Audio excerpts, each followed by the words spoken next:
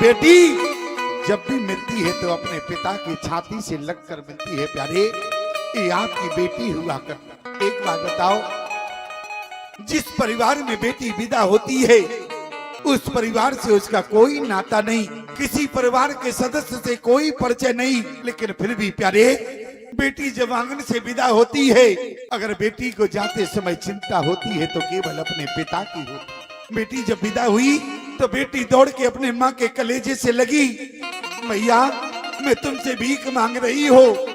मैया ने कहा, बेटी क्या मांगना चाहती हो? बेटी ने कहा, मैया आज के बाद इस आंगन में बेटी नहीं होगी। तुमने पूरे परिवार का ध्यान रखा, समय से सबको भोजन बनाकर खिलाया, लेकिन मैं यही मांगना चाहती हूँ, आज के बाद इस आंगन में बेटी नहीं होगी। हमारे जाने के बाद तुम परिवार का ध्यान रखना या ना रखना, लेकिन मेरे बूढ़े पिता का ध्यान अवश्य रखना। प्यारे, एक बेटी है जिस परिवार में जा रही उस परिवार की चिंता नहीं, चिंता है तो अपने बूढ़े पिता की चिंता। कभी आपने विचार किया, बेटी जब परिवार से विदा होती है ना, बेटी जब परिवार से विदा होती है तो पिता दरवाजे पर खड़ा होता है, लेकिन पिता में इतनी हिम्मत नहीं होती है कि अपनी बेटी को कलेजे से लगा ले। बेटी जानती है आज मेरा पिता हमें छाती से लगाने में असमर्थ है, लेकिन बेटी दौड़ कर जाती है और अपने पिता के कलेजे से लगती है। याद रखना प्यारे, आज बेटी जब विदा होती है ना, बाबुलो भी रोए, बेटी भी रोए, माँ के कलेजे के टुकड़े होए। बाबुल भी रोए, बेटी भी रोए, माँ के कलेजे के टुकड़े होए। बाबुल भी रोए, बेटी भी रोए, माँ के कलेजे के टुकड़े होए। याद रखना प्यारे, अगर भगवान ने तुम्हें बेटा दिया है, क्योंकि बेटा और पत्नी ये तुम्हें केवल भाग्य से मिलते हैं। बेटा तुम्हारे भाग्य के ऊपर निर्भर करता है, पत्नी तुम्हारे भाग्य के ऊपर निर्भर करती है। लेकिन जो बेटी होती है ना, बेटा और पत्नी तुम्हें भाग्य से मिलते हैं, लेकिन बेटी तुम्हें सौभाग्य से मिलती है। प्यारे, इसलिए बेटी जब विदा हो रही है, अरे बाबुलो भी रोए, बेटी भी रोए, माँ के कलेजे के टुकड़े होए। बाबुलो भी रोए, बेटी भी रोए, माँ के कलेजे के टुकड़े होए। देखो, ये बेटियां बैठी हुई हैं, ये हमारी बात को समझ सकेंगी। प्यारे, ये बेटियां बैठी हुई हैं, और बेटी जब विदा होती है तो केवल चिंता अपने बूढ़े बाप की होती है। प्यारे, इसलिए आज बेटी कहती है, बाबुल भी रोए, बेटी भी रोए, माँ के कलेजे के टुकड़े होए। बाबुल भी रोए, बेटी भी रोए, माँ के कलेजे के टुकड़े होए।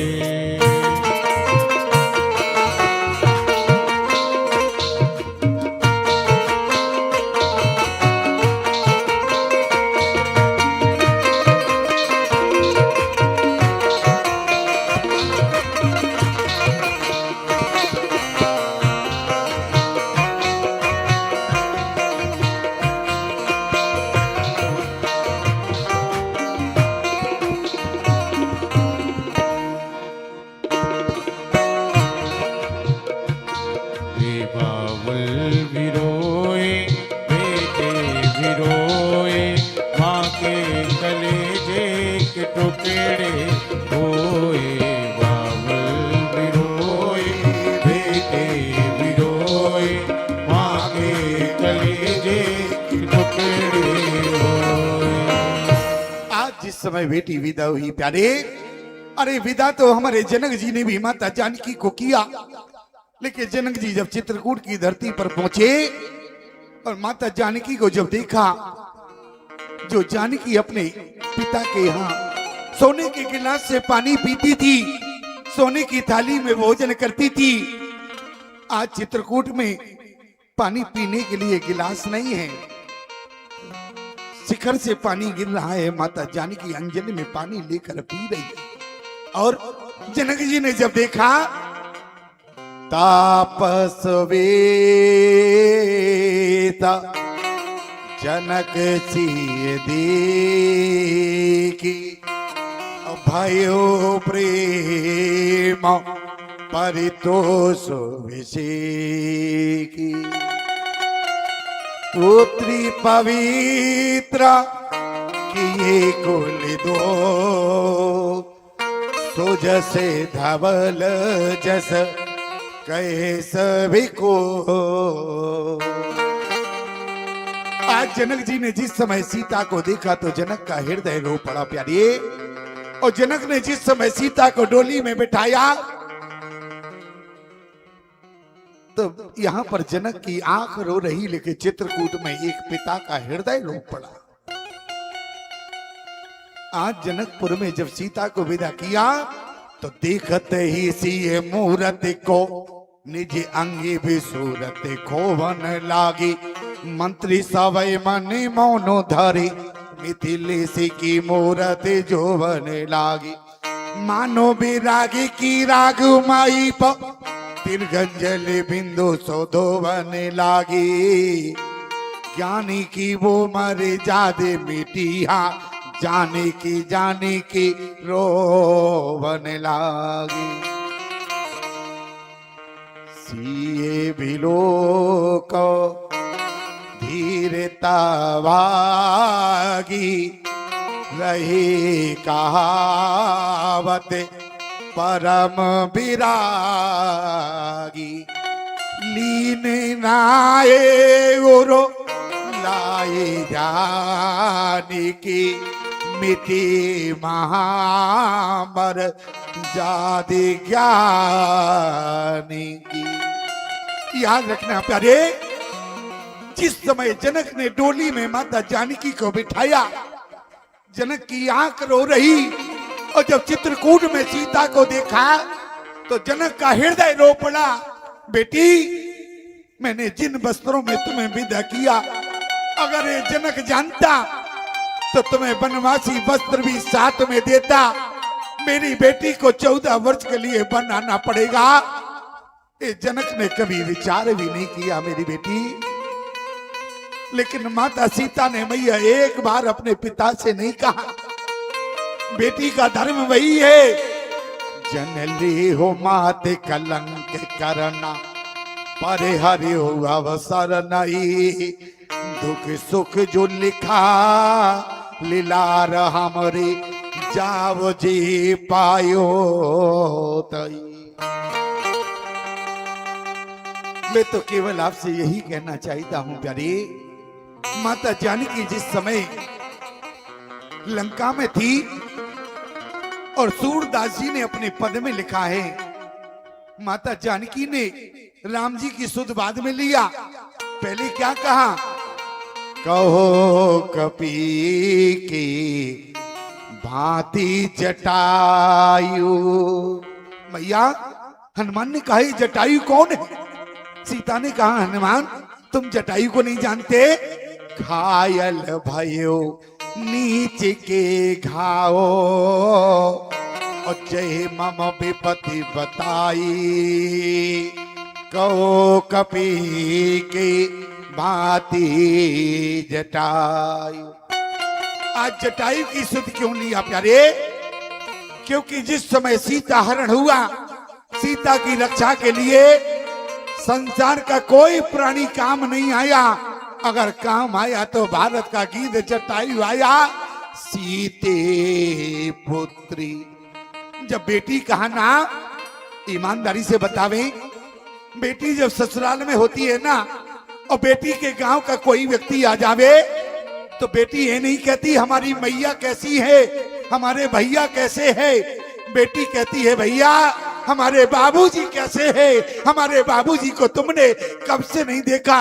हमारे बाबूजी तुम्हें कब से नहीं मिले? एक बात याद रखना प्यारे, बेटी जब भी मिलती है तो अपने पिता के कलेजे से लगकर मिलती है। क्यों? क्योंकि बेटी तो पिता के हृदय का टुकड़ा हुआ करती है प्यारे। और आज उसी जानकी ने राम जी की सुध बात में लिया, कहो कपि की भांति जटायो। क्यों? माता जानकी ने कहा मैं कितनी बड़ी अभागिन हूं। क्यों? वृद्ध पिता की कर ना सकी सेवका। मरे हुए पिता के पास खड़े होकर एक बेटा भी रोता है, और मरे हुए पिता के पास एक बेटी भी बैठकर रोती है। और जब लोगों ने कहा बेटे से तुम क्यों रो रहे हो, तो बेटा कहता है इस मरे हुए पिता ने हमारे लिए कुछ नहीं किया। और जब बेटी से पूछा गया बेटी तुम क्यों रो रही, तो बेटी कहती है मुझ जैसी अभागिन बेटी कौन होगी जो जाते जाते पिता का मुख भी ना देख पाई। मुझ जैसी अभागिन बेटी कौन होगी प्यारे। पुत्र पवित्र की कुल दो। एक बार एक पति ने अपनी पत्नी से पिता के सामने, उसके पिता के सामने बहुत बड़ा कठिन प्रश्न किया। एक पति ने अपनी पत्नी से कहा उसके पिता के सामने, तुम पिता को ज्यादा चाहती हो या पति को ज्यादा चाहती हो? बेटी के सामने समस्या खड़ी हो। क्या उत्तर देवे कि पिता को ज्यादा चाहती है या पति को ज्यादा चाहती है? लेकिन बेटी 2 मिनट के लिए तो मौन हो गई माताओं। लेकिन जब बेटी ने उत्तर दिया, बेटी ने कहा अगर मैं उत्तर दूंगी तो केवल इशारे में दूंगी, और समझ सको तो समझ लेना। आज बेटी ने सूझबूझ के उत्तर दिया, जब मैं तुम्हारे अपने पति से कहा जब मैं तुम्हारे पास होती हूँ तो अपने पिता को भूल नहीं पाती हूँ, और जब मैं पिता के पास होती हूँ तो तुम्हारी मुझे याद भी नहीं आती है।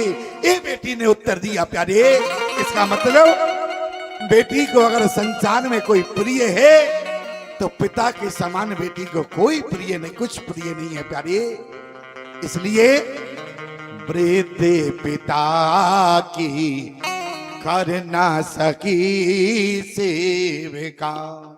एक पिता का स्वर्गवास हो गया और अंतिम संस्कार के लिए गांव वाले ले जा रहे थे, और उसी समय एक व्यक्ति आ गया, इसका अंतिम संस्कार नहीं होगा। क्यों? बोले तुम्हारे पिता ने मुझसे 1.5 लाख का कर्ज लिया था, और जब सूद समेत वापस होगा तो मैं कर्ज तभी अंतिम संस्कार होने दूंगा। गांव वालों ने कहा देखो मुर्दे को रखना शुभ नहीं होता है, अंतिम संस्कार होने दो और शाम को आना, बात समस्या का समाधान होगा।